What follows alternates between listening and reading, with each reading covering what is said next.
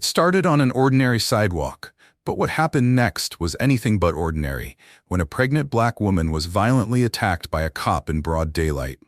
The city turned its head until her husband stepped in. What no one expected was that he wasn't just any man. He's the kind of man who doesn't back down, who doesn't wait for justice. He makes it happen. What follows is a fight that rattles the system, exposes deep corruption, and forces a city to reckon with the truth. It tried to bury it, and trust me, you'll want to stay until the end, because this story doesn't unfold the way you think it will. Now before we begin, let us know what time you're listening and where you're tuning in from. Drop a comment below. We'd love to hear from you.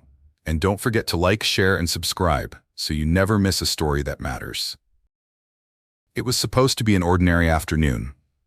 Just one of those warm, golden Carolina days when the wind hums soft through the pine trees and the sky looks like it could stretch forever. Naomi Carter had just finished her shift at the public library. She wasn't in a rush. She wasn't late. She was simply walking home, one hand cradling her round 8-month belly, the other gripping a small paper bag of oranges she picked up on the way. Her walk was slow, careful. Each step was more than movement. Now it was hope. It was love. It was the future kicking inside her. She had one thing on her mind, making it home to Marcus, her husband. Marcus Carter worked just a few blocks away, running a small counseling center for veterans. Naomi had planned to surprise him that evening with his favorite dinner, chicken and dumplings, just the way his mother used to make them. She even smiled to herself as she pictured his tired but grateful face, leaning back in his chair as she set the bowl in front of him. For a moment, everything felt good. For a moment, the world seemed kind. But the moment didn't last. As Naomi passed the corner of 4th and Walnut, a police cruiser turned the block and slowed down beside her. The engine growled low like it was thinking. She barely noticed it until it came to a full stop. Tires screeched slightly as the vehicle jerked to a halt. She turned her head, confused, just in time to see the driver's door swing open. The man who stepped out was tall, broad-shouldered, with skin pale as his pressed short-sleeve uniform. Officer Kevin Malloy. Local folks knew the name, whispers at barbershops, stories passed in murmurs. He was the kind of officer you didn't want noticing you. And today, unfortunately, Naomi had caught his eye. "Stop right there." His voice came sharp and fast, like a command barked at a suspect, not a mother-to-be. Naomi's steps froze. She blinked, startled. "I'm just walking home," she said, soft and calm. Her eyes met his briefly, then dropped, trying not to challenge, not to provoke. She had been taught that much. But Malloy didn't care. He walked toward her like she was a threat. "You look like you're loitering. Standing around. That's suspicious." He snapped his hand, hovering near his holster. Naomi instinctively placed her hand on her belly. She felt a flutter inside, a tiny kick like the baby could sense something wasn't right. "Sir, I'm not loitering. I'm just trying to get home," she replied, her voice steady but low. "Don't get smart with me, lady," Malloy barked, stepping closer. "I said, stop moving. You hear me." She wasn't moving. She wasn't even breathing deeply anymore. Her whole body was tensed with the kind of fear that sits in the bones. "I'm not arguing," she whispered. "Please." But that word, please, only seemed to ignite something ugly in him. Without warning, he shoved her hard. Naomi stumbled backward, her feet slipping on the uneven sidewalk. The oranges spilled across the concrete as she fell. Her hands flew to her belly, trying to protect the child inside. The pain hit, sharp and immediate, but it didn't stop there. Malloy stepped forward again, his face red with anger, and in one brutal, senseless motion, he kicked her straight in the stomach. The sound of it wasn't loud, but it was final. Her scream split the quiet like thunder across a clear sky. She collapsed, crumpled on the pavement, hands wrapped around her belly, eyes wide with disbelief and pain. She didn't move. She couldn't. All she could do was pray. The baby was still alive.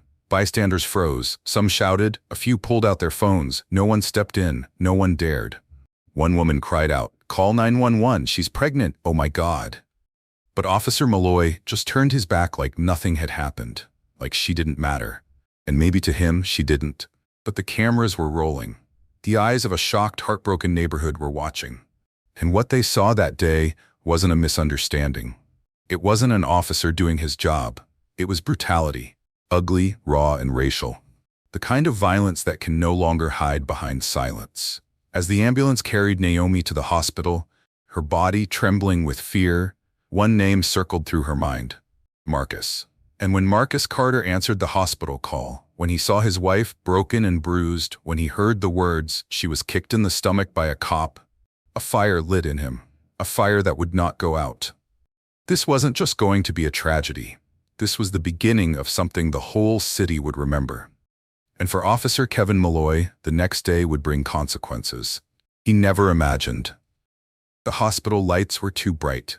Everything smelled like antiseptic and silence, except for the buzzing in Marcus Carter's ears.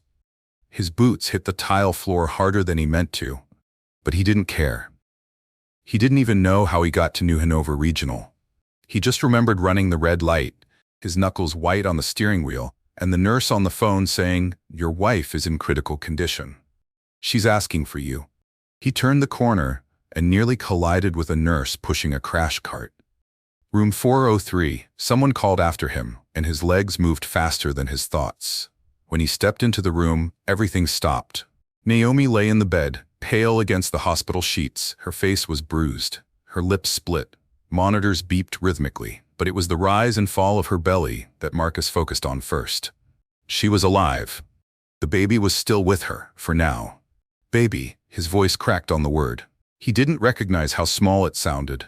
Naomi turned her head slowly, her eyes were swollen, but they found his. "I'm okay," she whispered, "but he kicked me, Marcus. He kicked me." And that was it. Those 5 words hit Marcus like a freight train. His knees buckled, and he caught the edge of the bed before he fell. For a moment, the Marine in him vanished. There was no toughness, no discipline, no battle-hardened armor. Just a man watching the woman he loved suffer. His wife, the mother of their unborn child, because someone in a uniform saw her as less than human. He took her hand gently. It trembled in his. "I'm here," he said. "I got you." But inside, something was breaking. Something old, something quiet, something dangerous. His fists clenched at his sides, a reflex he hadn't been able to shake since Afghanistan. Once it had nearly gotten him court-martialed, an outburst, a broken nose, a second chance he hadn't wasted. He forced his fingers to uncurl now, breathed through the heat rising in his chest. This wasn't the battlefield. This was bigger. The doctor came in shortly after. A short man with gray hair and a clipped tone. He explained that Naomi had suffered blunt force trauma. The baby's heartbeat was steady, but they were watching closely for signs of placental abruption, something about oxygen, blood supply, stress. Marcus nodded, but he wasn't hearing most of it. His eyes were locked on the dark mark blooming across Naomi's stomach, just under her gown. She followed his gaze, and for a moment her breath caught. The fear wasn't just for today. It stretched back to the loss she rarely spoke of, the miscarriage 2 years before. They had barely survived that grief. She couldn't survive it again, neither could he. The doctor left with a promise: "We'll monitor her overnight, but she's strong." Strong. Yeah, she was.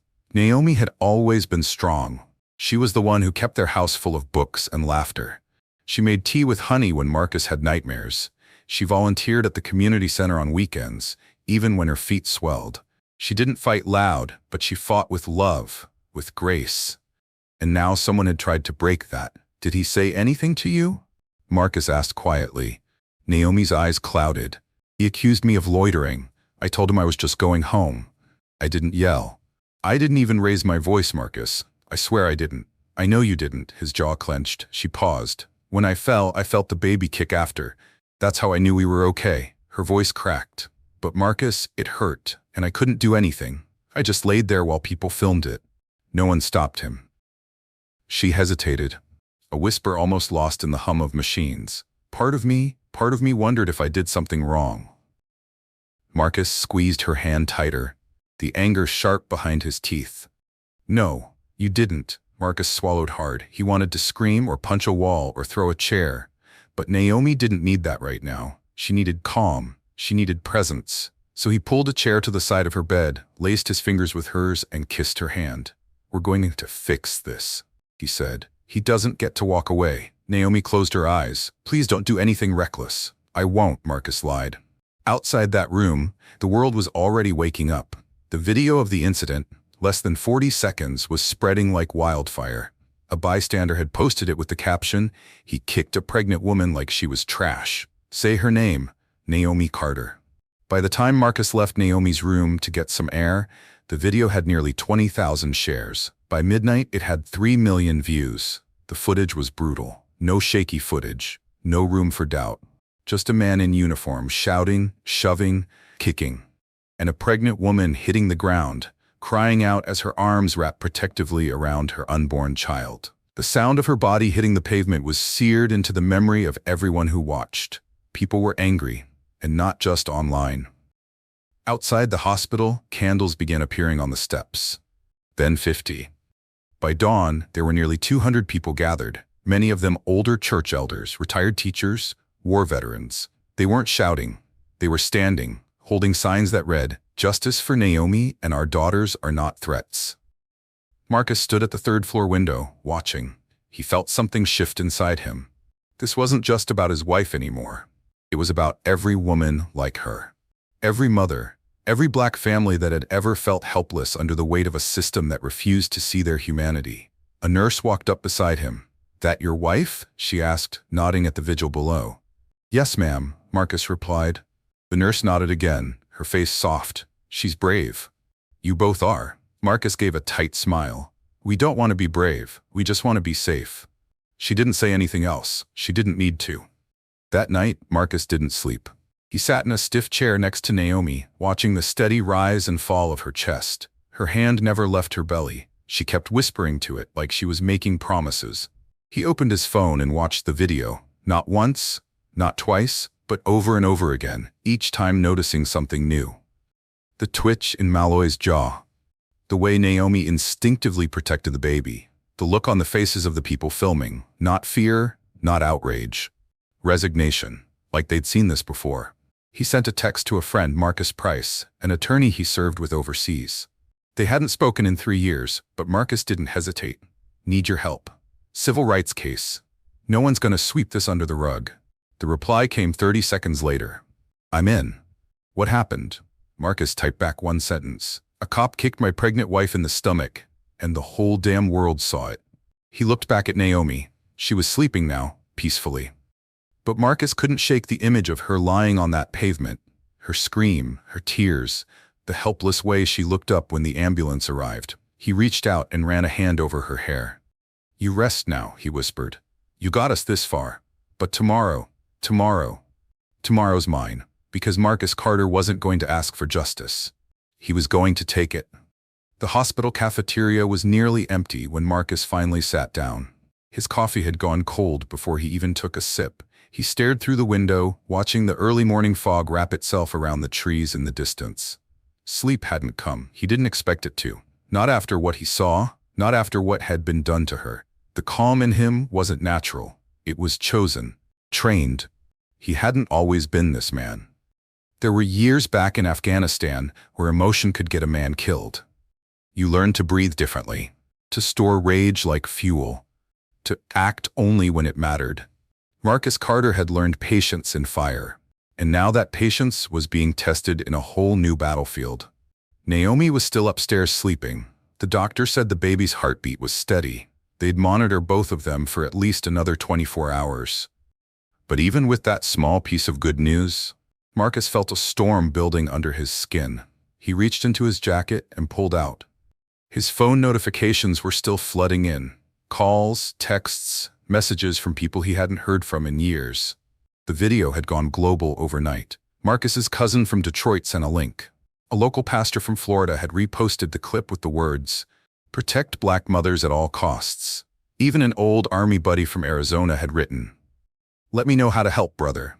We ride at dawn if you say the word." But Marcus didn't need an army. Not yet. What he needed was precision.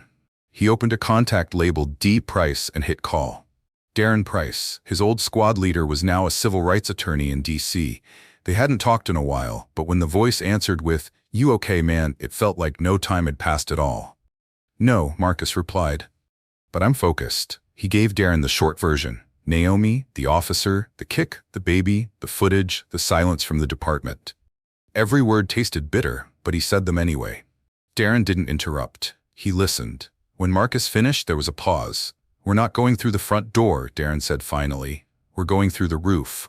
I'll get my team together. We'll start drafting. You gather every eyewitness, every second of footage. And Marcus." "Yeah? Don't let them twist her into a suspect. You hear me?" "She's not a footnote in this." Marcus's grip tightened on the phone. "She's the headline." He hung up and stared at the wall for a long moment. Then slowly he stood and walked to the window, watching the light start to creep across the parking lot. There were more people out there now, holding candles, signs, even folding chairs. Some were praying. Some just sat quietly, their presence louder than words. He didn't know most of them, but they were there for Naomi. For the baby. For justice. And justice needed strategy. He returned to Naomi's room and found her awake. Her face was still swollen, but her eyes were clearer now, stronger. She gave him a tired smile. "You look like you haven't slept in a week," she said. "Feels like it," he answered softly. She reached for his hand. "You don't have to fix everything overnight." "I know," he said. "But I can't sit still." He pulled a chair close and told her what he had in mind. Attorneys, public pressure, press, accountability. Naomi listened, nodding slowly. When he finished, she rested her hand on her stomach and whispered, "Good, because I don't want our baby born into a world where this is normal." He nodded. "Neither do I." Naomi took a breath and looked him in the eye. "Just promise me one thing. Anything. Don't lose yourself in the fire." Marcus squeezed her hand. "I won't. I just need to make sure he knows. They know they kicked the wrong woman." Outside the hospital, reporters had started gathering. Cameras slung over shoulders, microphones clipped to lapels. Everyone was looking for a statement. But Marcus wasn't ready to speak. Not yet. When he did, he'd do it right. Not just for Naomi, but for every woman who'd been pushed, silenced, or bruised by a system that saw them as less. By nightfall, he had a plan. He texted Darren. "Again, we go public tomorrow. First light. I'll handle the face, you handle the fire." Then he turned off his phone. In the stillness of that hospital room, with monitors humming gently in the background, Marcus looked at his wife. Broken, yes, but still whole, still breathing, still here. He sat beside her, holding her hand in both of his, and whispered, not promises, but intentions. They had tried to knock her down, but now it was Marcus's turn to stand up. Morning came heavy, not because the sun wasn't shining, but because the weight of what happened still hung in the air like fog that wouldn't lift. Outside the hospital, the crowd had doubled, then tripled, and it hadn't even been 24 hours. By the time Marcus stepped out of the hospital that morning, there were over 300 people gathered on the sidewalk, on the lawn, standing quietly in the shade of oak trees and holding signs. They weren't screaming. They didn't have to. The signs said enough. Justice for Naomi. Black Mothers Matter. She was just walking home. Some people came from across town. Others had driven in from Raleigh, Durham, even Virginia. There were elderly couples, veterans with canes, women with strollers, students with backpacks and camera phones. What they all had in common was that they had seen the video, and once you saw it, you couldn't unsee it. Someone handed Marcus a microphone. A young woman with curly hair and fierce eyes, maybe in her 20s, walked up and said, "They're waiting. We don't need perfect words, we just need yours." He looked at the crowd, then down at the mic. And for the first time in days, Marcus Carter, normally a man of few words, spoke with his whole chest. "My name is Marcus Carter," he began, his voice low but clear. "And the woman you saw on the pavement, the one who got kicked in the stomach for walking while pregnant, that's my wife." A hush swept through the crowd. Even the cars passing slowed to a crawl. "Her name is Naomi, and that baby you saw her protect with her own body, that's our child. We've been planning for that life, reading baby books, arguing over names. I watched her decorate a nursery with her bare hands and a swollen belly. And yesterday a man with a badge tried to take all that away." He paused and his voice tightened. "Because she didn't look like someone who belonged. Because she was there." He looked out at them. At the elderly black woman wiping her tears, at the young white couple holding a sign that read, "Protect, don't punish." And he continued, "We're not asking for special treatment. We're not asking for revenge. We're asking for what anyone would want. What's right, what's decent, what's just." The crowd began to clap, slow at first, then rising like a heartbeat. He held up a hand to quiet them. "I serve this country," he said. "I bled for it overseas. And now I'm watching the woman I love bleed here in my own backyard. And I'm telling you now, I won't let it slide. We won't let it slide. That was the moment. It changed. The clip of Marcus's speech, raw, unedited, was posted online within the hour. It spread like the footage of Naomi had, only this time it didn't end in silence. It ended with applause, with resolve, with something rare. A man speaking not just for himself, but for everyone who had ever watched someone they loved be broken by injustice. By noon, news vans had arrived from Charlotte, then DC, then CNN. Local officials began scrambling. The police department released a statement so bland it felt like a slap in the face. We are aware of the incident and have placed Officer Malloy on administrative leave, pending review. Administrative leave. Naomi lay in a hospital bed, hooked to monitors, unable to laugh without flinching. And the man who put her there was getting paid to stay home. Marcus didn't wait for the city to do the right thing. He called Darren. They're stonewalling, he said.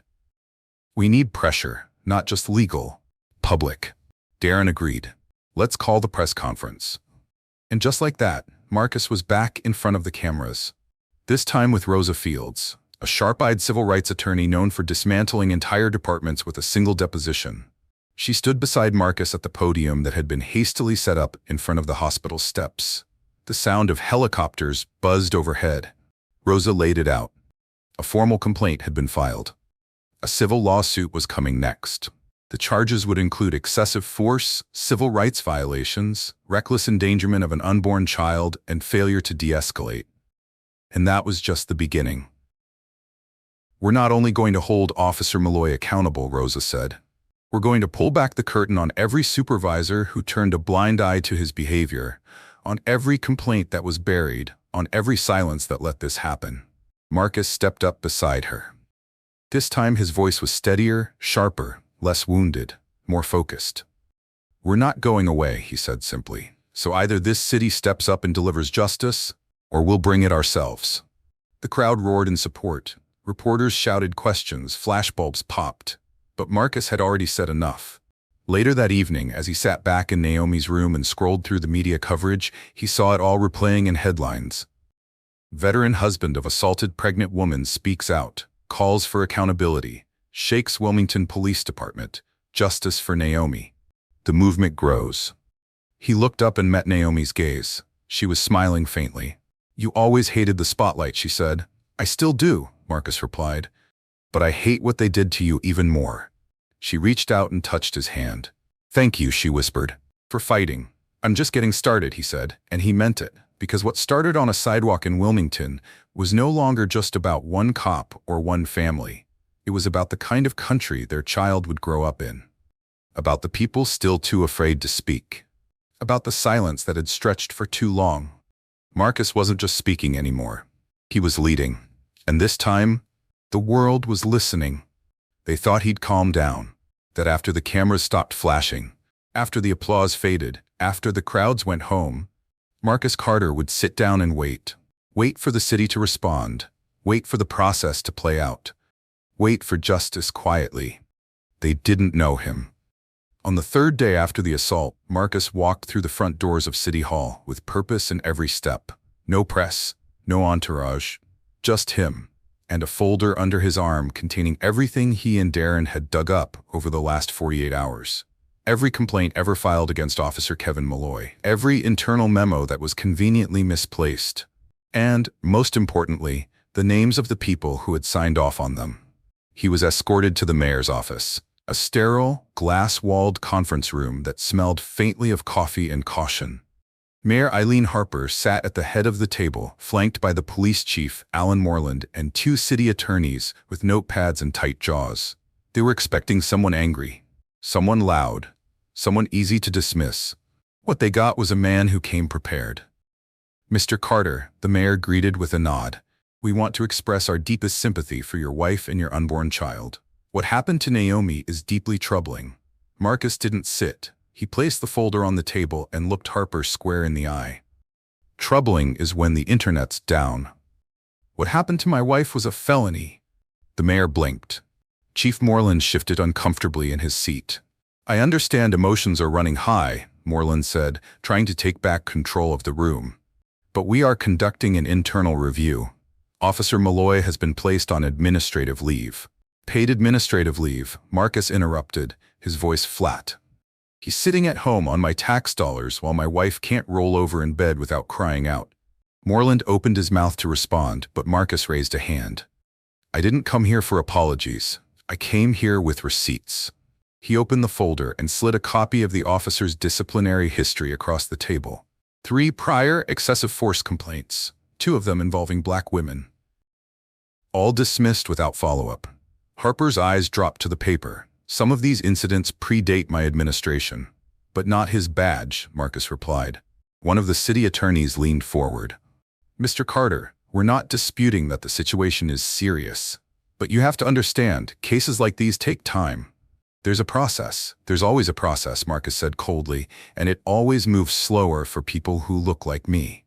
Meanwhile, my wife got kicked in the stomach while trying to carry our child, and the man who did it is protected by your process. So I'm here to tell you something plain and simple. We're done waiting. The silence that followed was deafening. Then the mayor leaned back in her chair, her fingers steepled beneath her chin. What exactly are you asking for? Suspension without pay, Marcus said. Immediate. Followed by criminal charges. And I want every officer who signed off on burying those past complaints investigated for negligence. Moreland scoffed lightly, then tried to mask it with a cough. Marcus turned toward him. Something funny, Chief? Moreland adjusted his tie. You make it sound so simple. It is simple, Marcus replied. Do your damn job. Another long pause. Marcus could see the internal calculus happening behind each pair of eyes in the room. The political risk, the media fallout, the precedent. Mayor Harper finally spoke. Give us until tomorrow. We'll need to review these documents in full. Marcus nodded. You have 24 hours. After that, I go public with everything. Full transparency. Names included. He didn't slam the door on his way out. He didn't need to. He'd already made his impact. Outside, the late afternoon sun cast long shadows over the pavement. Marcus stood on the sidewalk, breathing in deep. His hands were steady. His mind was clearer than it had been in days. It wasn't enough to yell. It wasn't enough to march. You had to go into their buildings, sit at their tables, and show them you weren't afraid to speak their language, and then burn the dictionary. Back at the hospital, Naomi was resting. A nurse had braided her hair for her, and someone had dropped off fresh flowers. Marcus kissed her forehead gently as he sat beside her again. How'd it go? She asked, eyes half open. Marcus exhaled slowly. They weren't ready, but they heard me. She nodded once, then closed her eyes again. Marcus took her hand in his and stayed there silently. Later that night, he updated Darren and Rosa on everything. The plan was coming together. They would hit them from every angle, legal, political, public. No one would be able to pretend this didn't happen. No more hiding behind badges and bureaucracy. And Marcus, he wasn't just fighting for Naomi anymore. He was coming for the whole system. It started with a single folder. A few pages tucked inside, names, dates, complaints, all centered around Officer Kevin Malloy. But within days, that folder became a binder. And then a box. And then an entire table in Rosa Fields' law office, covered in documents that painted a picture no one in power wanted the public to see. This wasn't just about Malloy. He wasn't a one-time offender. He wasn't an outlier. He was part of something bigger, something deeper. An entire culture that had been silently protecting men like him for years. And Marcus Carter, alongside Rosa, Darren, and a growing team of advocates, was peeling back the layers. They started with the public complaints. 3 filed against Malloy in the past 5 years.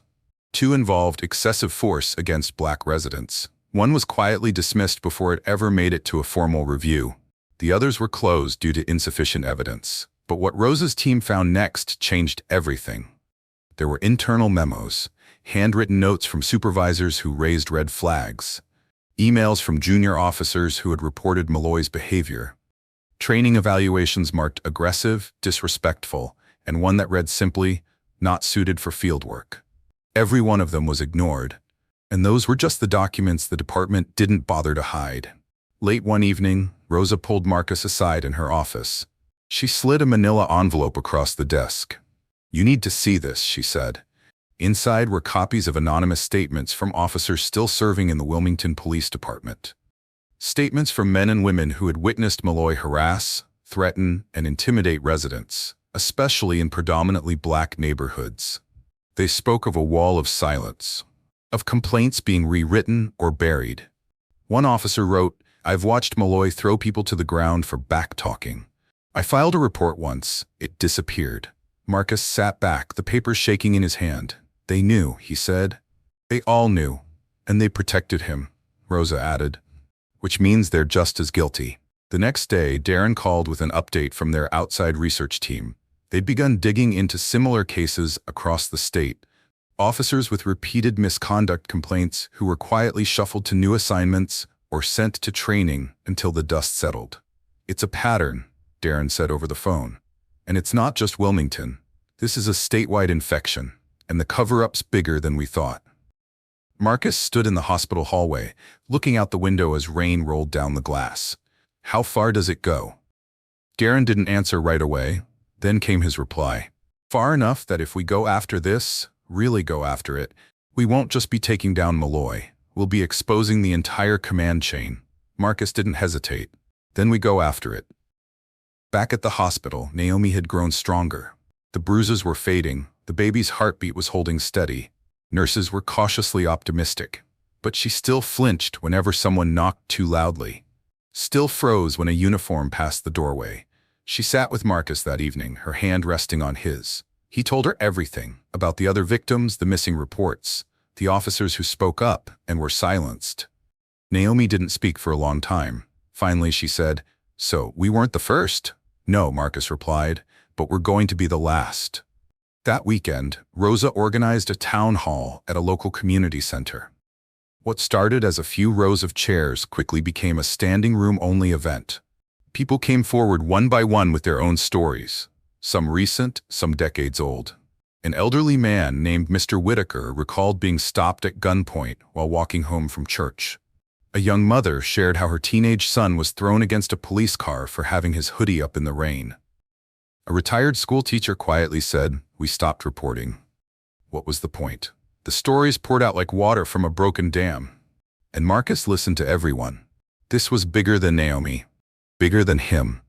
It always had been. By Monday morning, the city's leadership couldn't ignore the storm any longer. Protesters marched outside City Hall and the police precinct simultaneously. Faith leaders spoke out from their pulpits. A petition demanding the firing and prosecution of Malloy had surpassed 100,000 signatures. The mayor's office released another statement. "We are taking these concerns seriously and have launched an independent review into Officer Malloy's history." But to Marcus and the community, that wasn't enough. So Rosa and Darren held a press conference that same afternoon. Rosa stepped up to the microphone, holding a thick folder in one hand. "This isn't just a case of one bad officer," she said. "This is a network of negligence. This is a culture of protection for those who abuse power and a pattern of silence from those sworn to uphold justice." She dropped the folder onto the podium with a solid thud. "We have evidence, we have names, and if the city won't act, we will." The media ate it up. Headlines exploded. Local anchors couldn't say Wilmington without including corruption in the same breath. National outlets picked up the story again. Civil rights groups reached out to Rosa offering support. Marcus's phone buzzed constantly, and through it all, he remained focused. Not vengeful, not bitter, just steady. They were building something now, a movement, a reckoning. And Marcus wasn't just a victim's husband anymore. He was a threat to the system. He wasn't seeking revenge, he was demanding responsibility, and he wasn't stopping until he got it. They thought the worst was over, that with Officer Malloy suspended, with the city under pressure, with the protests loud but still peaceful, the anger would eventually burn out, that people would move on, like they always did. A new story would trend, another headline would rise, and this one, this problem, would fade. But it didn't, because Marcus wouldn't let it. Every step he took was louder than the one before. Every speech he gave reached further. The videos of him standing beside Rosa Fields, at town halls, in church basements, on courthouse steps, each one brought in more voices, more support. But it also brought attention from the people who wanted him to stop. It started with whispers, anonymous messages in his inbox, calls with no one on the other end. Then came the online campaigns, fake profiles, smearing his name, Claims that he was exaggerating what happened to Naomi, that he was using her trauma for clout, that maybe, just maybe, she hadn't been kicked at all, even though the video was clear, even though the whole world had watched it. But that's how the system defends itself. When it can't silence the truth, it tries to distort it, twist it, make the victim seem uncertain and the oppressor look misunderstood. Marcus saw it coming. He didn't flinch. Instead, he leaned in harder. He met with local Black-owned media outlets. He spoke directly to communities the mainstream press often ignored. He went on public radio and sat for interviews in barbershops and college classrooms. He wasn't just answering questions, he was shaping the narrative. And everywhere he went, he reminded them, this isn't just about Naomi. This is about you, about your kids, about your sisters, your mothers. This is about the system that's been allowed to run without breaks for too damn long. But the more Marcus pushed, the more the city pushed back. The police union released a statement defending Officer Malloy's record. They called the public reaction an overcorrection. They called Marcus's actions a distraction from due process. And they insisted that calls for reform were dangerous rhetoric that put officers at risk. It was the kind of statement designed to muddy the water, to make accountability sound like hostility. And still, Marcus refused to play defense. He stayed on offense, he met with state legislators, he joined virtual town halls with mayors from neighboring cities who were watching the case unfold. Civil rights organizations from across the country started reaching out. Some offered legal help, others funding, others simply saying, keep going. We've got your back. But not everyone was cheering. One night, as Marcus left a meeting with Rosa and Darren, he found a note slid under his windshield wiper. Back down or we'll bury you in something deeper than paperwork. No name, no signature, just the same threat Black men had been hearing for generations, but dressed in new words. He held the paper for a long moment, then folded it up and slipped it in his coat pocket. And the next day, he stood in front of the precinct with Naomi beside him and spoke louder than ever. I've gotten threats, I've seen the lies, I've read the comments. But here's the thing, they don't scare me, because what they're really afraid of is us, not me. Us, people who aren't afraid to speak up anymore, people who know how to organize, people who are tired of waiting for a justice that only shows up when it's convenient. His voice didn't shake, not even when the next day the power at his veteran center mysteriously went out. Or when building inspectors suddenly showed up with code violations that had never been mentioned before. It was pressure, all of it, applied by the hands of a machine desperate to protect itself. But Marcus had faced pressure before. He'd seen it in war zones, in boot camps, in hospital rooms with Naomi clinging to life. Pressure didn't break him, it clarified him. While Rosa's legal team finalized the suit, Marcus started working with community organizers to create something lasting. A policy proposal called the Naomi Act, designed to mandate independent oversight boards for police complaints, require body camera footage be released within 48 hours of use of force incidents, and strip immunity from repeat offenders. He wasn't just reacting anymore. He was building something that could outlast him. The public loved it, but City Hall, not so much. The mayor requested another closed-door meeting. Marcus agreed, but this time he brought Darren and a reporter from the Wilmington Times. Transparency wasn't optional anymore. Mayor Harper seemed tired when Marcus walked in. Not rude, just exhausted. The pressure was getting to her too, but for very different reasons. Mr. Carter, she began.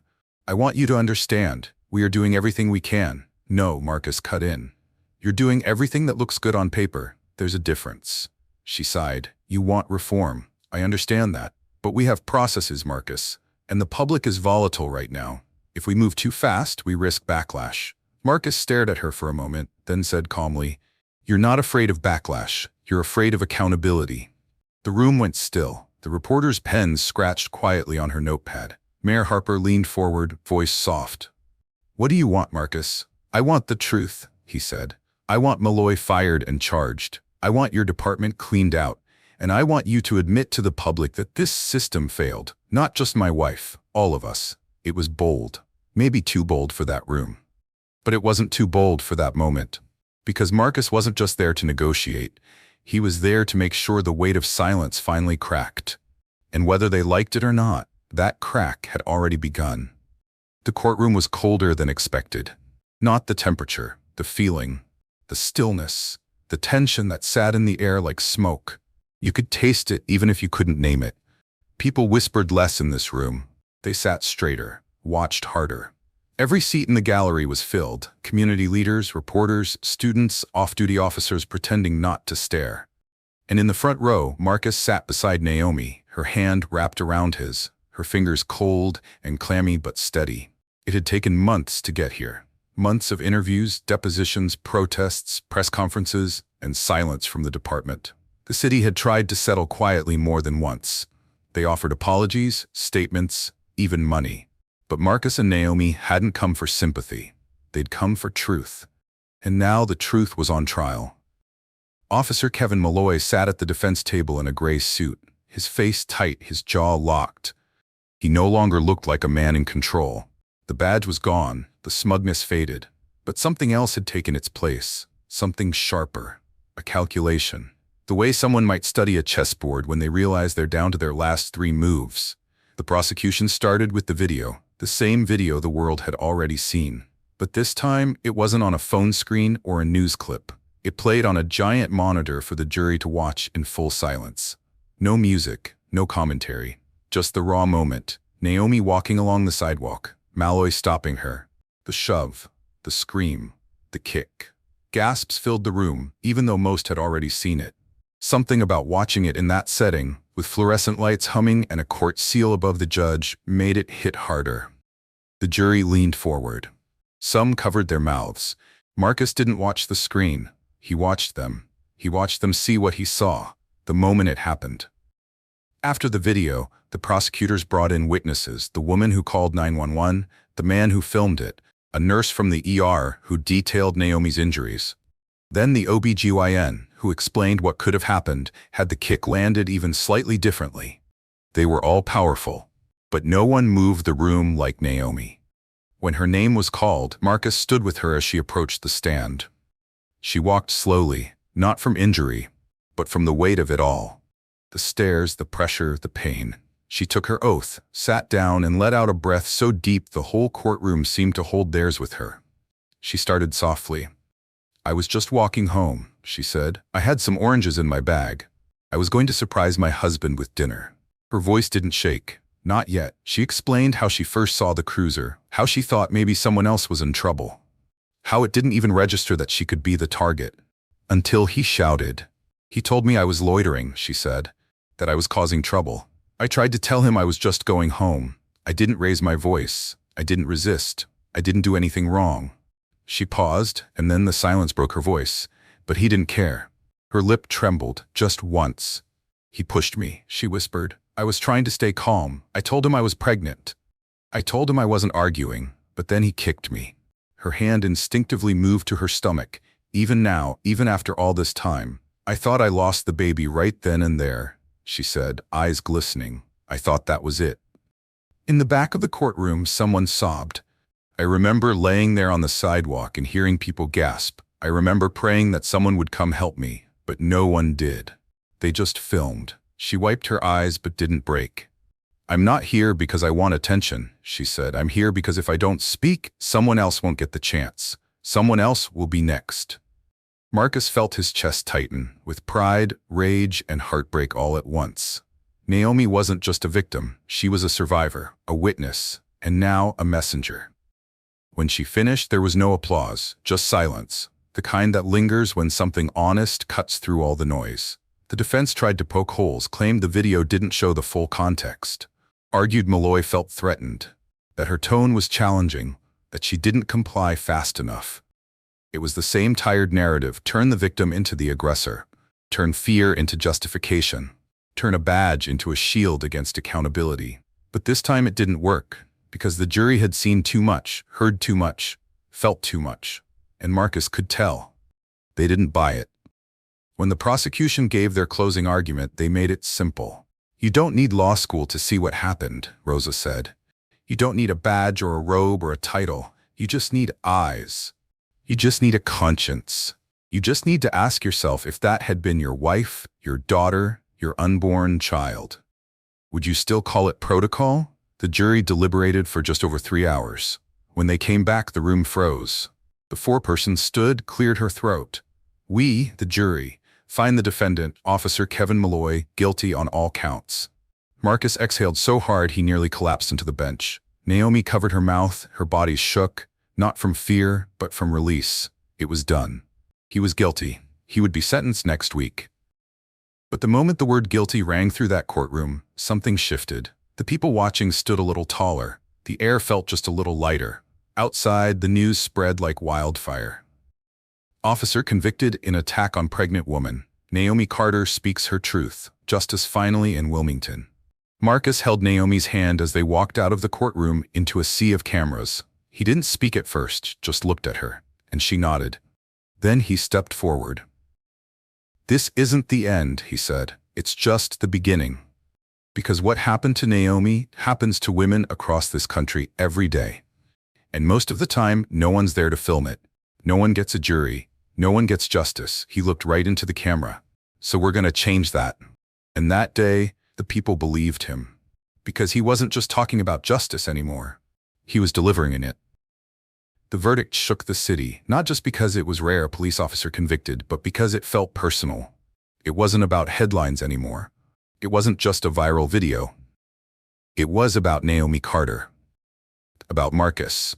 About that unborn child who had survived something they should have never experienced in the first place. But as powerful as the word guilty was, the story wasn't over. The sentencing was still ahead, and with it came a storm of new questions. Would the judge go easy? Would Malloy get the minimum? Would he appeal? Would the system try one last time to shield its own? The courtroom was packed again the day Malloy was brought in for sentencing. No uniform, no badge, just a gray suit and shackles at the ankles. Marcus didn't flinch when he saw him. Neither did Naomi. She was stronger now. The bruises had faded. But the memory hadn't. That kick, that moment, still lived behind her eyes. Still made her tense up when tires squealed too close or when someone in uniform raised their voice.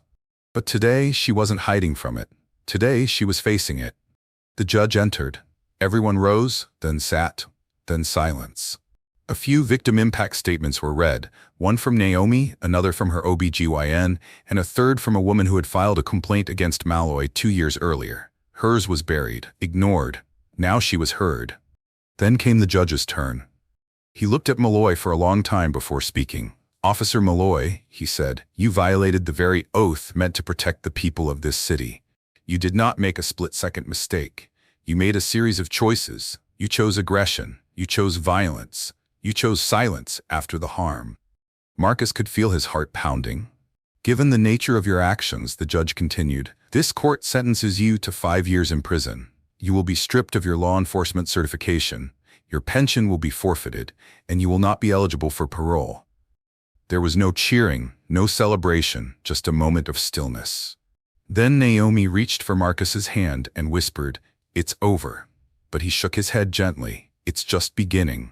Because accountability was only one piece. Healing, that would take more time. That evening, they walked out of the courthouse and into a wall of flashing cameras.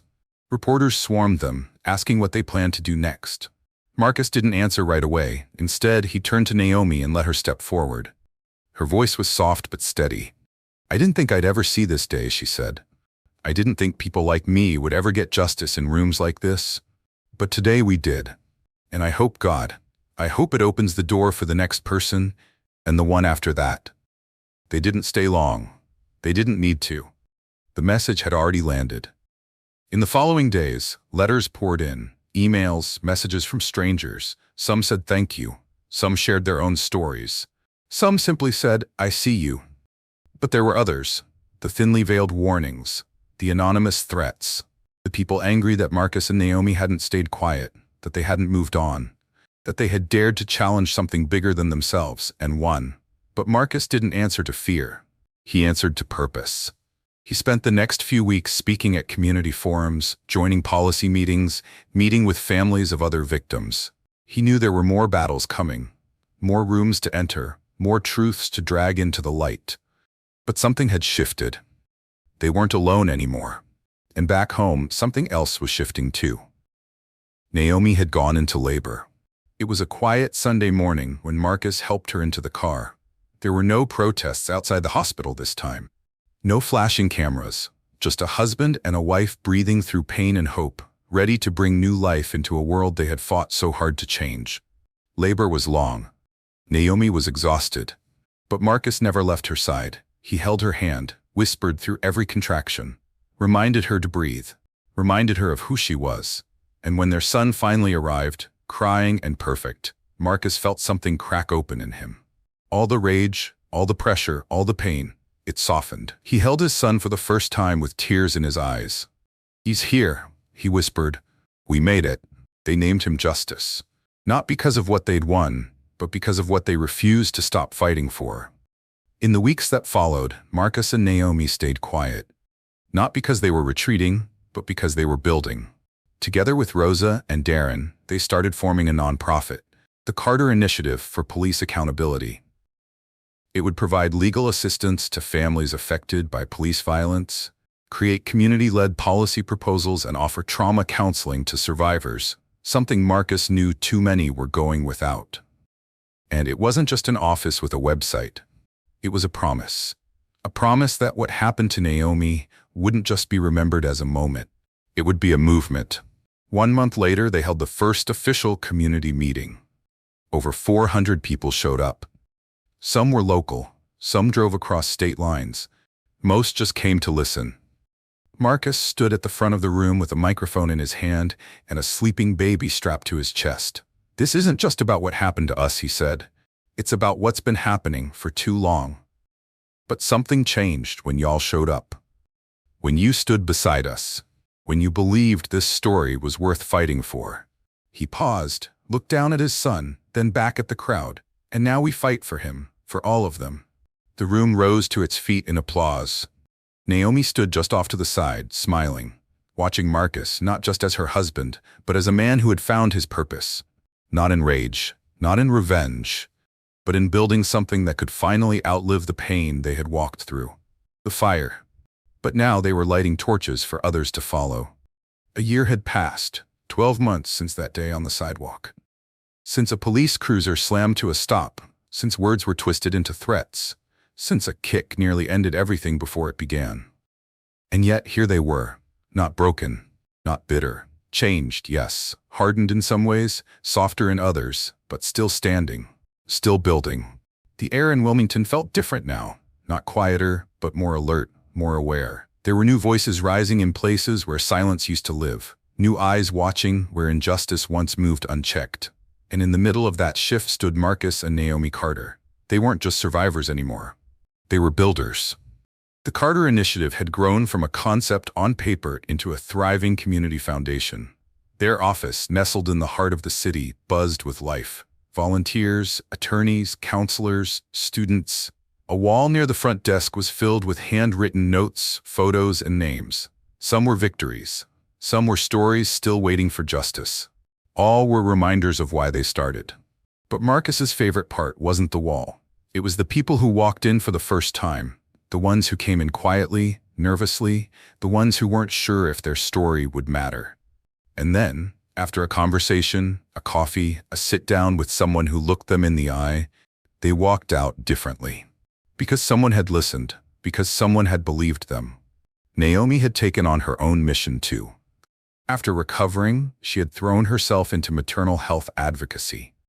She started speaking out about the risks Black women face during pregnancy. The ones no one warns you about. The ones the system too often ignores. She partnered with clinics, doulas, and midwives to create outreach programs that helped expectant mothers get the support Naomi didn't have that day. She told her story not to relive the trauma, but to transform it. One morning, she sat in a church basement surrounded by teenage girls, young, scared, pregnant, or just unsure of what came next. She spoke softly, honestly. Her voice filled the room without raising itself. "I was lucky," she said. "I survived. My baby survived, but I shouldn't have had to fight that hard just to make it home." One of the girls leaned forward, tears in her eyes, and said, "Thank you for not giving up." Naomi smiled gently. "That's why I'm here, so you don't give up either." Meanwhile, their son Justice was growing fast. He'd started walking early, barefoot, bold, always moving. He had Naomi's eyes and Marcus's quiet strength. Everyone who met him said the same thing. There's something in him. Like he's already watching the world. And maybe he was. Because even at 1 year old, Justice seemed to know when the room needed stillness, when a stranger needed a hug, when his parents just needed him to be a child, free, safe, and unafraid. On his first birthday, they held a block party, not just a celebration of a child, but a celebration of everything that came after the storm. Neighbors brought food, families brought kids, local musicians played jazz and gospel under strings of lights. Rosa gave a toast, Darren grilled ribs. Even a few city officials showed up, not for a photo op, but to stand in the crowd and listen. Naomi held Justice in her arms as Marcus stood before the mic. "I've spent the last year learning that justice isn't a destination," he said. "It's a practice, a decision, something you have to choose every day, especially when it would be easier not to." He paused, glancing out at the crowd, then back to his wife and son. "We didn't ask for this fight, but now that we're in it, we're not leaving. Not until every family feels safe walking down their own street. Not until every child grows up knowing that their name matters, that their life matters, that their truth will be heard." The applause wasn't loud, it was steady, honest, like everything they'd built. Later that evening, Marcus stood at the edge of the party, watching people dance, laugh, hold hands. For the first time in a long time, he allowed himself to breathe, really breathe. Naomi walked up beside him, leaned her head against his shoulder. "You okay?" asked. He nodded. "Yeah, I think I am." They stood like that for a long time, no words, just presence. Weeks passed, then months. The Carter Initiative continued to grow. They helped pass a bill requiring body camera footage to be released within 10 days of any civilian injury. They helped exonerate a wrongfully arrested teenager in Fayetteville. They trained dozens of young leaders on how to file complaints, speak at council meetings, organize their own neighborhoods. They never forgot the reason it all started. And neither did the city. One fall afternoon, Marcus was invited to speak at a law enforcement training conference. Some advised him not to go, said it was a trap, said the room wouldn't want him there. But he went anyway. Not to accuse, but to challenge. To confront without hate. He stood in front of 100 officers, cadets, trainers. "You don't have to be the enemy," he said, "but you do have to be honest.